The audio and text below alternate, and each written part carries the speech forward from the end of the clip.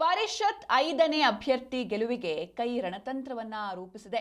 ಬಿಡದಿಯ ರೆಸಾರ್ಟ್ನಲ್ಲಿ ಕಾಂಗ್ರೆಸ್ ಶಾಸಕರ ಸಭೆ ನಡೆಯಿತು. ನಿನ್ನೆ ಅಡ್ಡ ಮತದಾನ ಮಾಡದಂತೆ ಸಿಎಂ ಡಿಕೆ ಆದೇಶವನ್ನ ನೀಡಿದ್ದಾರೆ.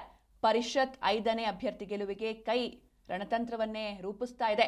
ಬಿಡದಿಯ ರೆಸಾರ್ಟ್ನಲ್ಲಿ ನಿನ್ನೆ ಕಾಂಗ್ರೆಸ್ ಶಾಸಕರ ಮೀಟಿಂಗ್ ನಡೆದಿದೆ. ಅಡ್ಡ ಮತದಾನ ಮಾಡದಂತೆ ಸಿಎಂ ಡಿಕೆ ಆದೇಶವನ್ನ ನೀಡಿದ್ದಾರೆ.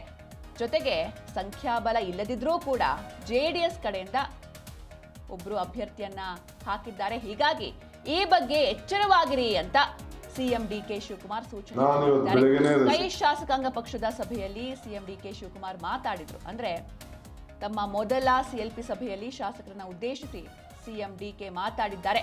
ಎಸ್ಐಆರ್ ಹಾಗೂ ವಿಧಾನ ಪರಿಷತ್ ಚುನಾವಣೆ ಬಗ್ಗೆ ಒಂದಷ್ಟು ಮಾತುಕತೆಗಳನ್ನ ಆಡಿದ್ದಾರೆ.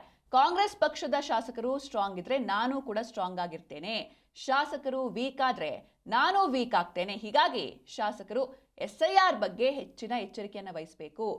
ಶಾಸಕರ ಪರಿಸ್ಥಿತಿ ಏನಿದೆ ಅಂತ ನನಗೆ ಗೊತ್ತಿದೆ, ಅದನ್ನ ನಾನು ಮುಂದಿನ ಸಭೆಯಲ್ಲಿ ಮಾತಾಡ್ತೇನೆ.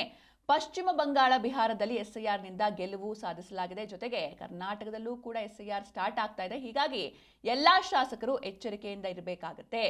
ಅಲ್ಪಸಂಖ್ಯಾತರು, ಹಿಂದುಳಿದ ವರ್ಗ, ದಲಿತರ ವೋಟ್ ಬ್ಯಾಂಕ್ ಮೇಲೆ ಎಸ್ಐಆರ್ ಪರಿಣಾಮ ಬೀರಬಹುದು.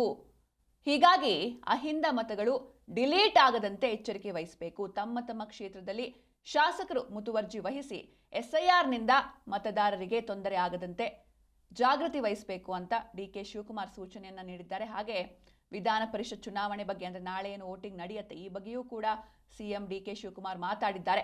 ಕಾಂಗ್ರೆಸ್ನ 5 ಅಭ್ಯರ್ಥಿಗಳು ಗೆಲ್ಲೋದಕ್ಕೆ ಬೇಕಾದ ನಂಬರ್ ಇದೆ. ಹೀಗಾಗಿ 5 ಅಭ್ಯರ್ಥಿಗಳನ್ನು ನಾವು ಗೆಲ್ಲಿಸಬೇಕು.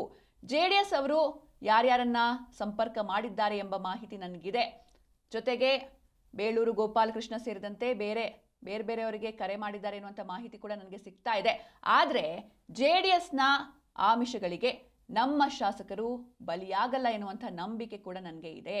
ಮತದಾನದ ಬಗ್ಗೆ ತರಬೇತಿಯನ್ನ ಕೊಡ್ತೇವೆ, ಎಲ್ಲರೂ ಕಡ್ಡಾಯವಾಗಿ ಅಟೆಂಡ್ ಆಗಬೇಕು ಅಂತ ಸಿಎಂ ಡಿಕೆ ಸೂಚನೆಯನ್ನು ನೀಡಿದ್ದಾರೆ.